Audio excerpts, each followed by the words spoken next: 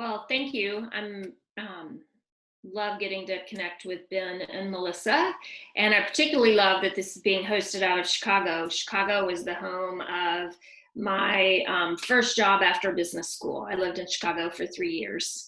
Worked on Wacker Drive at the Boston Consulting Group, so it's fun to be back in Chicago in virtual land. This presentation really developed real time and is still developing as things change on a daily basis. And so I just want to start by telling you how this came about and where it's tested and where it's untested. This is a model for applying the hope of the gospel around the particular topic of work disruption. What happened was about late March, a couple weeks into everyone going on lockdown, I got a call that I participate in a podcast on faith and work disruption. And I said yes without thinking. And then it came time to prepare for it the day before. And I was like, oh my goodness, like what can I talk about work disruption that can have any kind of uniformity? Because what I was seeing was my sister is a single mother.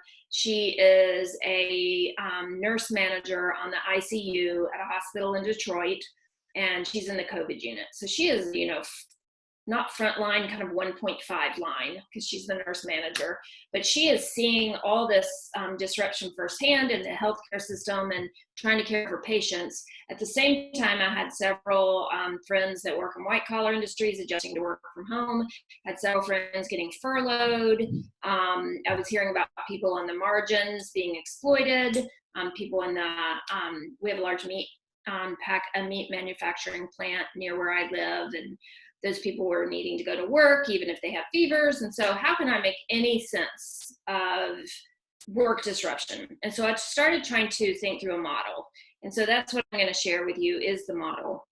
I will say that it's been pressure tested by a lot of people, but not necessarily people working in the margins. It's been pressure tested by pastors ministering to people in the margins, but not the exact people in the margins. And so I just want to be careful that we may have there's a lot of assumptions made about what might be someone's spiritual need or physical need. And at this point, they tend to be resonating with people, but it's still a work in process. So that being said, we'll get going.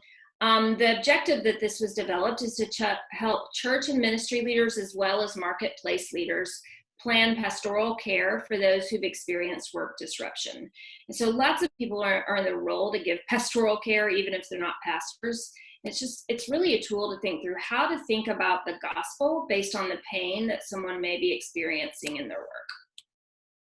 And so I'll state the obvious real quickly, which is COVID's radically impacting work.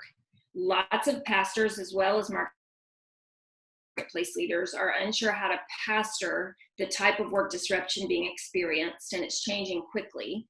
And the disruption highlights spiritual needs and physical needs as well as temptations.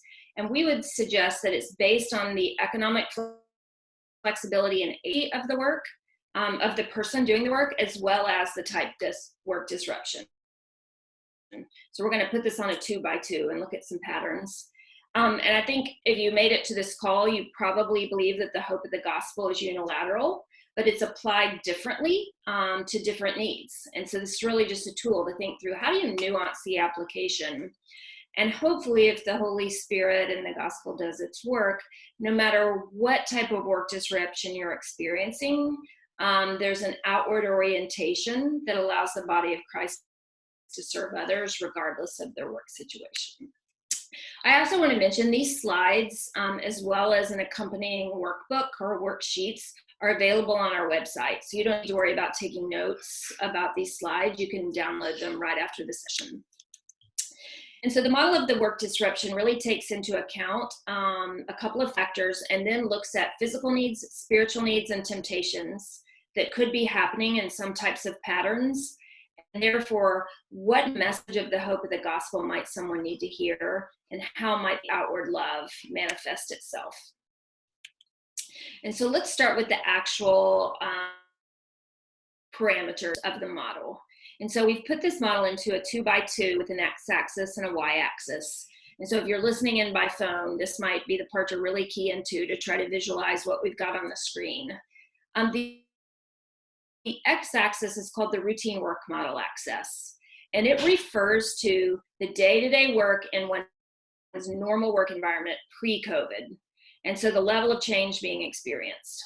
And so on the right, you see people who are having their demand for their product ignited, if you're way over on the right. If you're way over on the left, seriously halted, demand completely diminished, and the business model being radically upended. If you are on the y-axis, the y-axis refers to a combination of the amount of socioeconomic margin one has in a sustenance lifestyle and or the amount of power or decision-making agency one has in the work environment, giving their position, their education, their social capital, etc.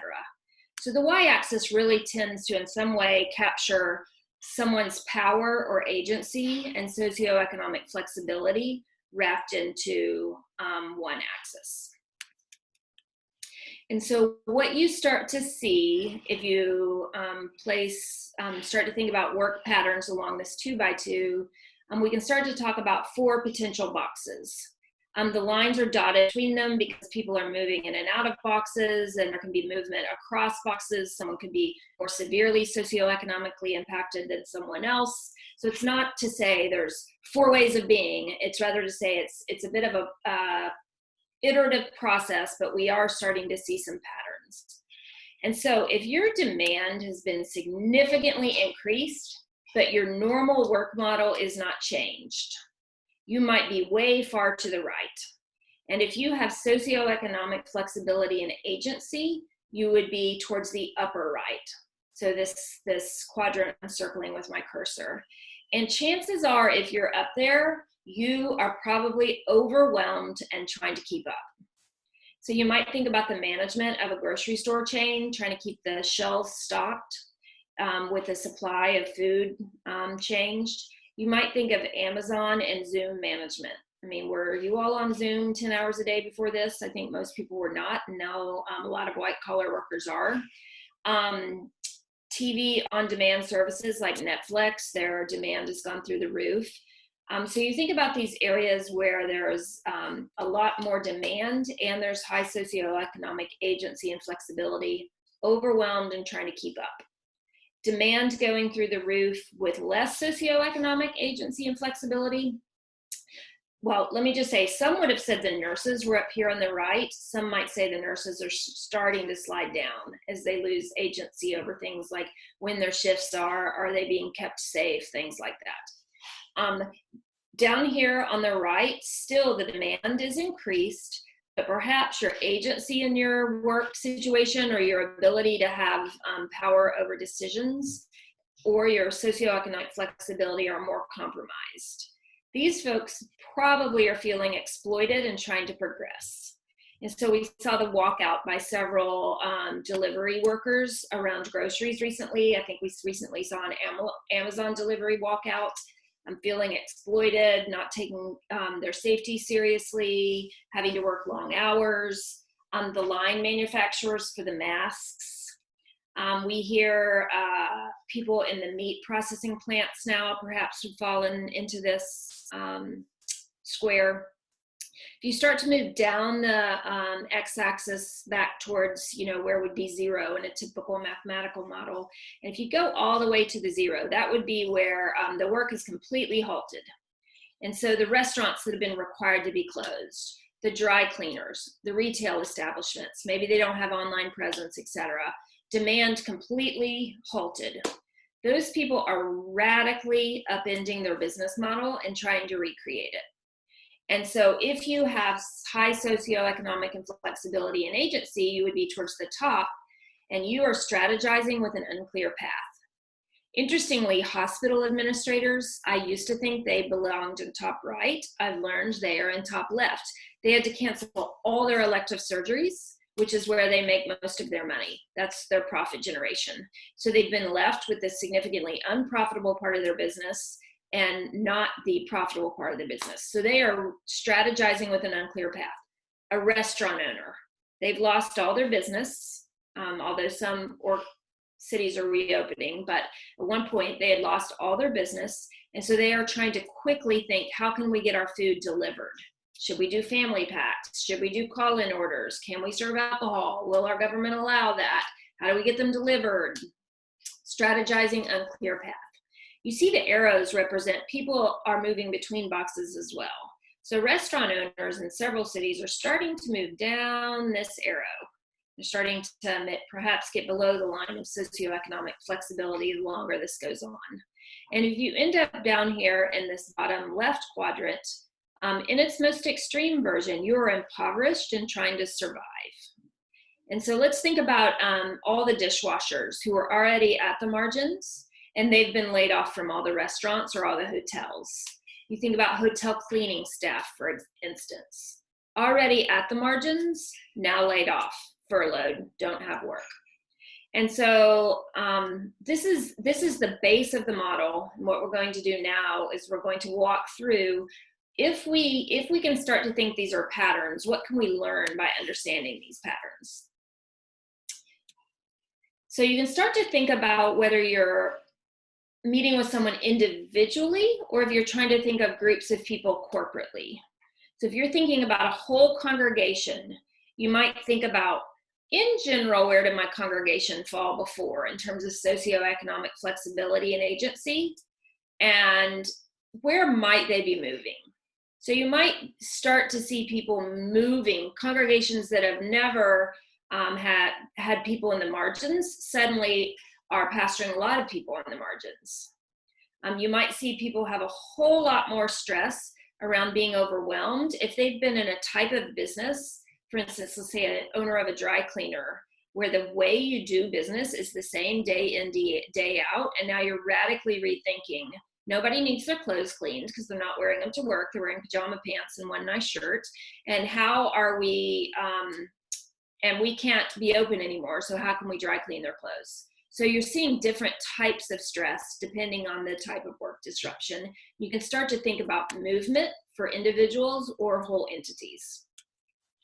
And as you start to think about where they are or where they're moving, it may lead to you surmising what their spiritual needs could be. And I say probable because we never know. And so we can have some hypotheses and ask some questions that would help think through where someone might be. And so if you see people up in this top right, exhausted and trying to keep up, we could surmise, and it's in pressure testing, it's played out to be true, that their big spiritual need is avoiding self-reliance. And can you imagine being Dr. Fauci right now? He probably feels like the whole pandemic for the United States of America is on him. I don't know if he's a Christian or not. I don't know his beliefs. But if you were Dr. Fauci and you were a person of faith, how do you believe that God is God and not I am God at this time? Anxiety relief, Sabbath. There's probably some need for idolatry examination about control and influence and whatnot. Maybe right now is not the time, but there probably is some need. And you're probably scared of moving over here. And over here is the strategizing with unclear path. You are being asked to really rethink everything you do at work. Perhaps that's your skill, perhaps it's not, but you still have some socioeconomic flexibility and agency. And these people probably are feeling spiritually that they need to know they're okay if they fail, that their identity is in something beyond their work. Probably both these people need to know their identities beyond their work, but these people feel a real fear of failure right now. Again, anxiety relief, need for Sabbath, idolatry examination. And some of these people are starting to slide down in socioeconomic flexibility, and they're real worried about that. And so as they're starting to slide down, they may end up below the line of socioeconomic sustainability. And they have popped down into an area of the margins, but they've popped down because of situational rather than structural brokenness. And these people need to believe that God cares about their well-being. They need to actually believe that God is sustaining them and is providing for them. They need to believe they're seen and they have a lot of anxiety. And the farther they go down, the more impoverished they become, the more their physical needs become perhaps more pressing than their spiritual needs. We'll get to that on the next page. And over here, these people, so think about line manufacturers for the masks, think about the line manufacturers of the meat processing plants, think about the nurses on the front lines, think about the delivery workers. There's a big temptation we'll talk about in a minute to exploit these people, work harder, longer, faster, better. These people need to believe God is just. They are the most likely to be exploited and trying to progress. They also have anxiety relief and Sabbath. Everyone probably feels fear of moving over to the bottom left. So as you process that, I'll move us towards the probable physical needs, and then we'll stop in a few minutes for some questions before we go on to the outward love. And so as you get to the physical needs, you're going to start to think about how do the physical needs stack up? And basically, probably everyone needs energy and rest. People on top of the line, they probably need childcare. Chances are they're either frontline workers or white collar workers. Their children are probably home from school. But their physical needs around things like food and shelter are not paramount. If you start to move below the line on the left, you're going to see physical needs for food and shelter.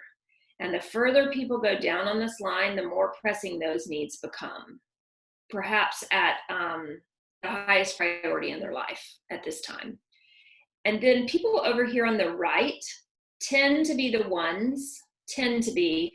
with most frontline virus exposure. And so they are also in physical need of health. They're worried about their health. And then you think about these spiritual needs and these worries and these physical needs together. You can start to think about what temptations are bubbling up in people. And so you'll see some patterns here. Above the line, some temptations are I am God, not God is God. I'm going to solve this. It's all on me. I'll fix this. You also will see this temptation to use other people transactionally for success and to get things done. You'll start to see pride, or if you're on the left and it doesn't go well, despair. Especially the higher the idolatry or the identity is around work being who you are, the higher the pride and the despair pendulum may swing. You may start to see greed. And as we talked about before, the temptation to abuse people down in this right quadrant, the workers that are exploited and trying to progress. If you look down on the bottom right, really anyone below the line has a temptation to give up on faith, abandon faith, some despair, some cynicism, and some confusion between righteous and unrighteous anger, and what it looks like to believe in justice if you're being exploited. And interestingly, I think a lot of these issues, particularly below the line, they aren't new issues, but perhaps more people falling below the line due to situational brokenness might bring more light to some of these things that have existed already in areas at the margins of structural brokenness. So you put all this together and you think, okay, so what does the hope of the gospel say? And you can start to nuance messaging around thinking about the spiritual needs and the physical needs and the temptations. So the ones on the top right really need to know God is in charge. We are working for Christ and he prepared our work beforehand. We are righteous through Christ, not our work. And the ones on the left that God draws us to him, Jesus draws us to him in failure. And so I've given some just ideas and some biblical passages that might be appropriate for messaging of those needs. But as you start to go below the socioeconomic sustenance line, you start to need to perhaps nuance the messaging slightly differently. God makes good from suffering. We serve a suffering Savior who felt forsaken. He is our refuge. I've talked about dry cleaners. I met someone who owned this, or his father owned a dry cleaning chain. The adult son is so worried about him. He said, my father had no savings at all. He lived paycheck to paycheck, and now the dry cleaners has been closed for a couple of months. He's nearing his 60s. How is he going to be provided for? He said, but my father is an incredible emblem of he is our refuge. He said he's not worried at all. He says God will provide.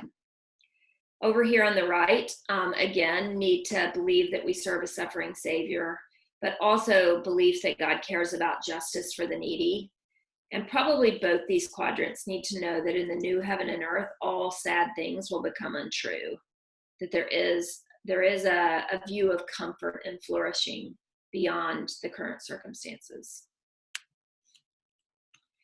And so before we move towards the outward love and then towards the workbook pages that you could work with in your communities, I'd love to just stop for a minute, Melissa, and see what questions might exist. Yeah, absolutely. Thank you, Missy. I think there's so much here to take in. It's so good to, to hear it talked about and to take it in. There haven't been any questions that have come in the chat, but if anybody has any, feel free to put that in the chat to me, or unless it gets crazy, we could have you open up your mic and ask the question directly. But yeah, are there questions right now or things that Missy could go back to and talk about a little bit more?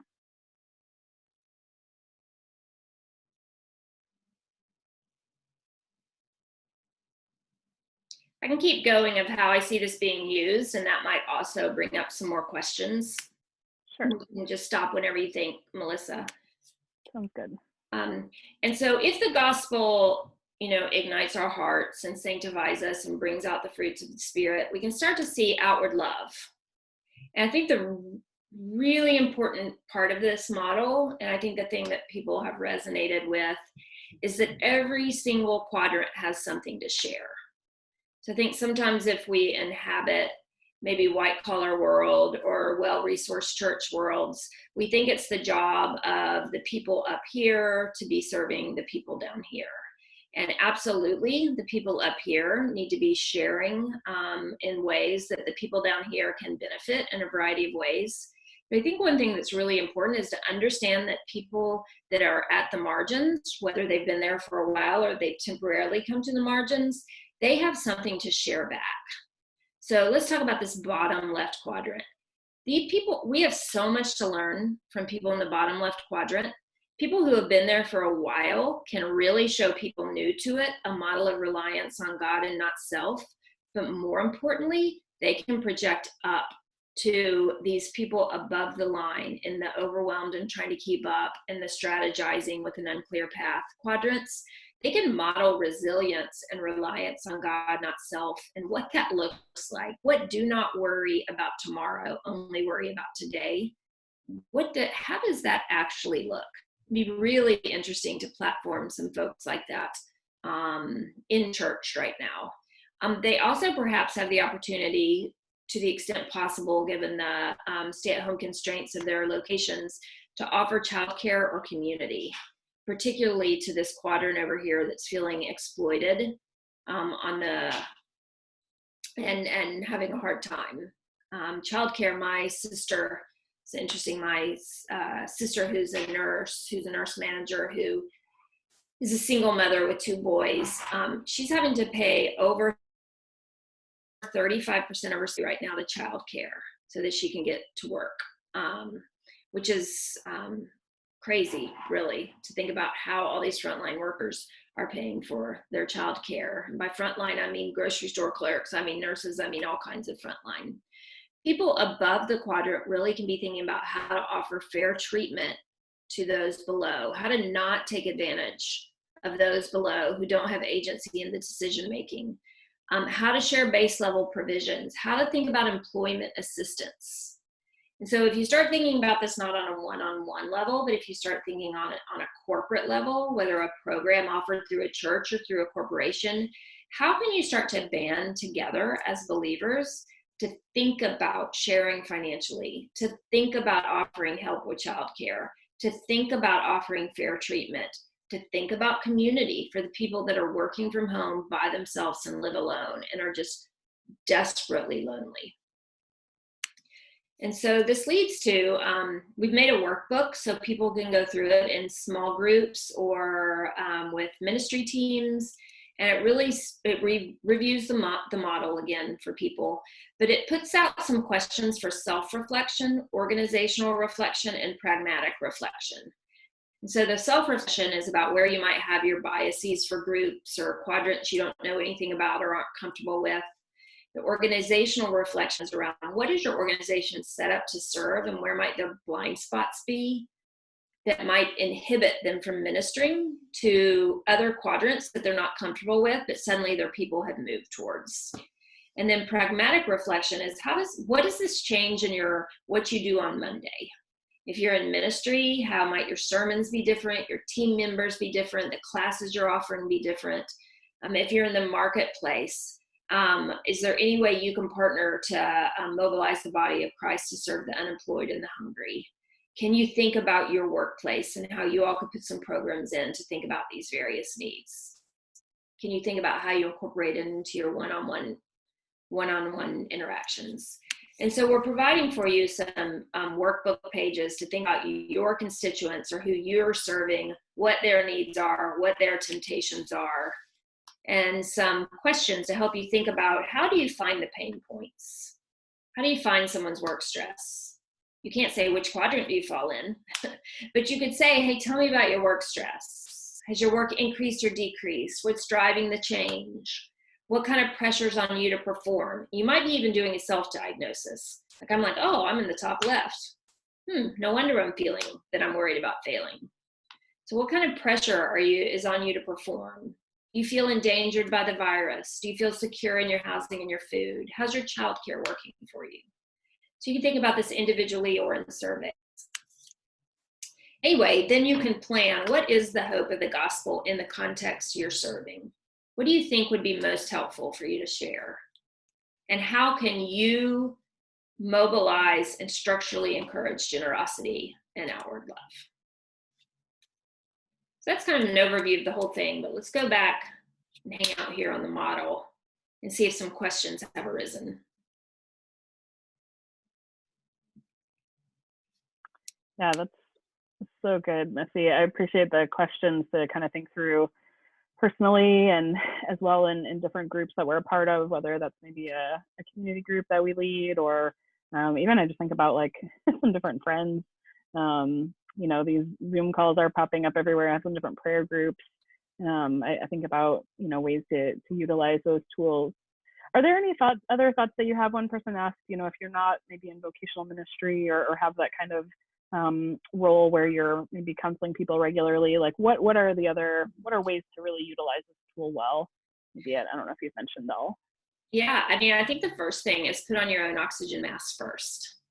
So see if you can find yourself in there right now and what anxieties and spiritual needs might you need to work on for yourself. And so where are your own idolatries popping up? Where are your own anxieties popping up? Do you feel yourself moving over or down?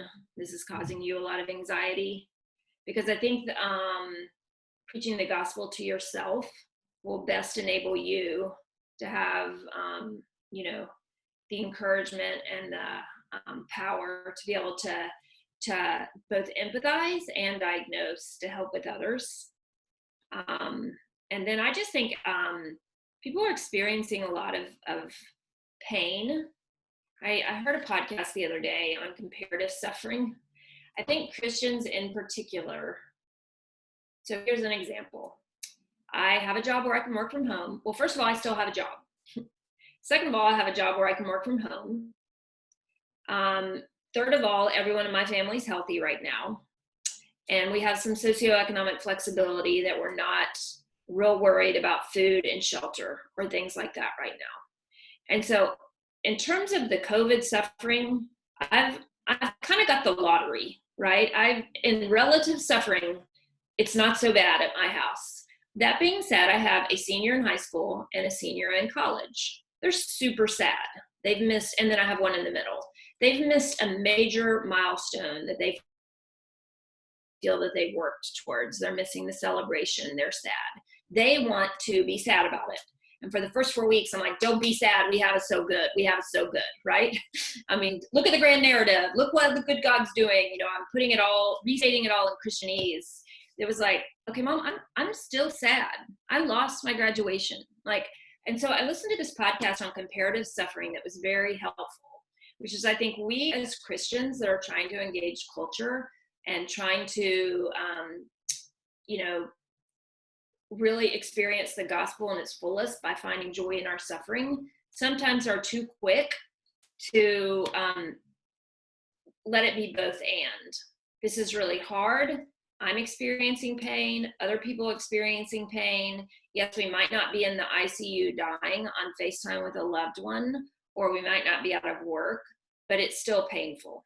So I think that put your own oxygen mask on first. And really, I went to a conference last week and we were in this small group and we had to say what's been the hardest for us. And I actually nearly burst out crying because I've been so busy reframing that it hasn't been hard, that I hadn't actually put my own oxygen mask on first and acknowledge where it's been hard for me. So I'd say, Melissa, put our own oxygen mask on first and then give other people permission to experience their version of the pandemic pain, no matter what it is. I think that's excellent. And I'm wondering if it was the Brene Brown podcast, because I listened to that too, and have literally been recommending it to everyone. So it's called Unlocking. It's called Comparative Suffering. Yeah, she came up last week on our call too. People are asking, which we have to say, you know, like we don't agree with everything that she says, but as believers, we can kind of walk through that grid. What does she say that is helpful to us? And that's yeah, and I think that that's some stuff that really is helpful. So yeah, that it was called Comparative Suffering, the 50-50 myth and settling the ball. It's a really good episode. Thanks for the ask there too. A couple other questions have come in. I think it'd be really helpful to talk about. One is, what advice would you give to those whose lives have actually improved in a sense through this pandemic? They get to work from home, they love it. Maybe the company is doing better because services are providing, more is needed. The work maybe isn't taxing them.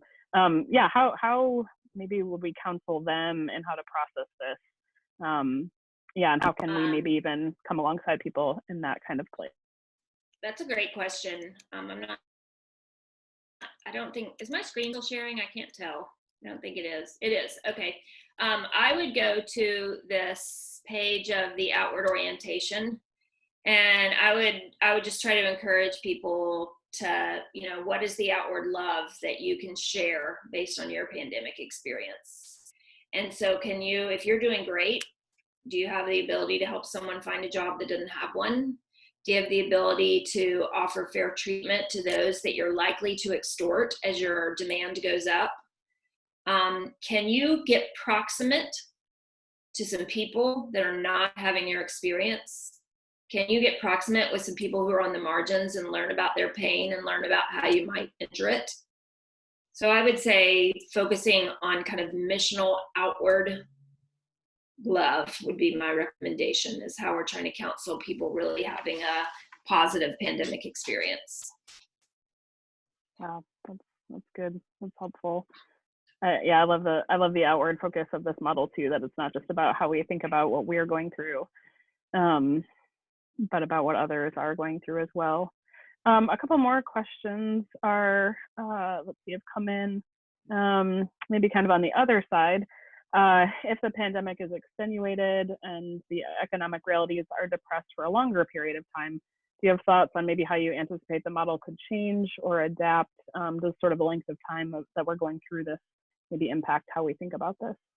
Yeah, it's a great question. I think more and more people are going to move towards down here. And I think that we, as the church, capital C, need to think about what roles can we play in solving some of these problems. So I heard someone on a National Made to Flourish podcast last week, I heard Matt Reston talking about gleaning. Is there a way, if we have work, can we leave some of it for others to do? Which is a biblical concept of gleaning. And so an example might be He was taking the position that there may be a resurgence to thriftiness as cool instead of consumerism. But let's be careful that thriftiness doesn't necessarily hurt meaningful employment where it doesn't have to. So let's take an example. As someone in a white collar context for a number of years and a full-time working mother with 3 children, I have had someone help clean my house. I've had that luxury. If I took thriftiness to mean, oh, I'm not going to do that luxury anymore, that's not cool, I'm now hurting the ability for someone else to stay employed. And so Matt had brought up in this podcast, what if everyone with the economic ability said, even if I have been mowing my yard, if you live in a place with a yard, or I'm going to have people help me clean my house or mow my yard or fix my car or help me with my gardening so that I can give work back out to the community. And so I think this concept of gleaning, how can we leave some, if we have the economic flexibility and more people are moving to the left, how can we give work away? How can we give some of the work on our plates to others to do so that they can make some meaningful wages? I think that's a pretty interesting thought process. It starts to get kind of fuzzy kind of quickly, but that was a new concept to me, and one way I think we could start to see the model change. Yeah. I don't know if most of you are in a white collar context or if you work in the margins or both, but I have noticed kind of 2 different messaging on my Facebook feeds, depending on the context people are coming from. So I've noticed a lot of people coming from a white collar context who still have their jobs, who can work from home. There's a feed around, I'm enjoying this slower time, and I'd like to carry some of this slowness into my post-COVID life. And then I'm seeing people at the margins saying, I'm gonna have to take triple shifts in my post-COVID life to catch up on 3 months of rent, rent I haven't paid, back paid rent, back owed rent. And so I think that another thing that we can do as the pandemic carries on is try to make sure we're looking at the blind spots of the part of the pandemic we're not experiencing. So still experience our pain, but realize what we're not experiencing and be sensitive to it and think about how could we help that? How could we help that problem? Oh, I love this comment on the chat, buy restaurant gift cards, even though you decided you like home cooking and never plan to eat in a restaurant again. That's awesome. Yeah, I was thinking similarly when you were talking about just thinking about what kind of agency we do have, what kind of platform we do have, and maybe it's not financial, but I've seen some people on Facebook, a friend who said, hey, if you own your own business, if you sell something, post a picture of it here on my page and let friends know where you might go to purchase that product or whatever. So I think thinking through like what kind of what does vocation that stewardship look like to me? Maybe what kind of experience or platform or skills or expertise. It doesn't have to just be financial if you're not in that place, but what does it look like to sort of steward those kinds of things that we've been given in this season too. I love that. Somebody said stirs my imagination as to what their family can do to encourage others and contribute to recovery efforts. I'm looking back through the chat here. I think I had a few other questions. Are there others? And let's see, we've got about, maybe just 2 more minutes before Missy's got to get off. Anybody want to open up or anything that maybe you're identifying with as you look at this, or thoughts that this art is bringing to mind for you?